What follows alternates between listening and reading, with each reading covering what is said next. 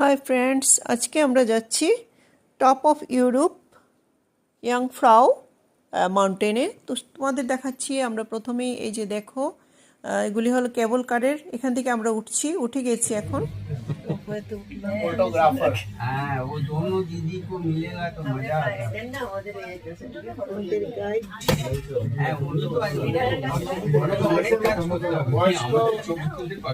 আমাদের গাইডের ছবিটা গাইডের ভিডিও করছি গাইডের।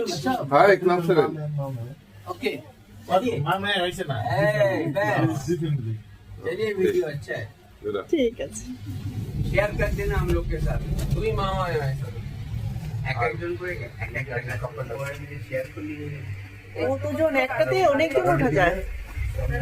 এই যে চললাম, এবার গাও দেখো, গাও বাহ, ও বাহ, দেখো দেখো দেখো। ইয়াংফ্রাউ পর্বত এবং এর আশেপাশের প্রাকৃতিক সৌন্দর্য পর্যটকদের মুগ্ধ করে। সাথে মধ্যে মধ্যে আমাকেও দেখাবো। এই যে দেখো, উঠছি উপরে। ও এক্সিলেন্ট। ওই সাইডটা বেশি সুন্দর। এই সাইডটা দেখো, ওই সাইডটা দেখো।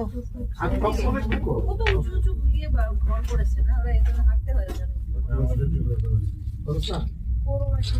আর কম তো পুরস্কার সুইজারল্যান্ড।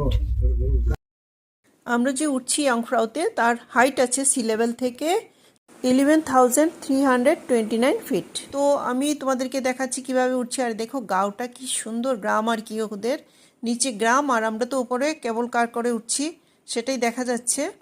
জার্মান ভাষায় ইয়াংফ্রাউ শব্দের অর্থ হলো কুমারী, কারণ এখানে যে চূড়াটা আছে, সেই মানে টপ অফ যে ইউরোপের যে টপটা আছে, সেখানে যে চূড়াটা আছে সেটা সবসময় বরফাবৃত থাকে, তাই এটাকে ইয়াংফ্রাউ বলা হয়, মানে কুমারী বলা হয়। এই যে দেখো গ্রামও আছে, এখানে ভিলেজ আছে। আর ওদের এত উপরে উঠে কি করে গো, ওরা পরিশ্রমী না গো।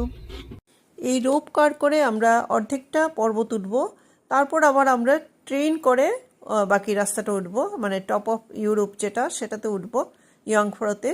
তো দেখতে থাকো। ইয়াংফ্রাউ পর্বত এবং এর চারপাশের অঞ্চলটি সুইজারল্যান্ডের অন্যতম জনপ্রিয় পর্যটন কেন্দ্র। আমরা যে রেলওয়ে স্টেশনটাতে যাব সেটা হচ্ছে বিশ্বের সবচেয়ে উঁচু রেলওয়ে স্টেশন। এখানকার সবচেয়ে বড় আকর্ষণ হচ্ছে এখানকার পৃথিবীর সর্বোচ্চ রেলওয়ে স্টেশন ইয়াংফ্রাউ জোক। এটি টপ অফ ইউরোপ নামেও পরিচিত। তো এটি বিশেষ আকর্ষণ, বিশ্বের সর্বোচ্চ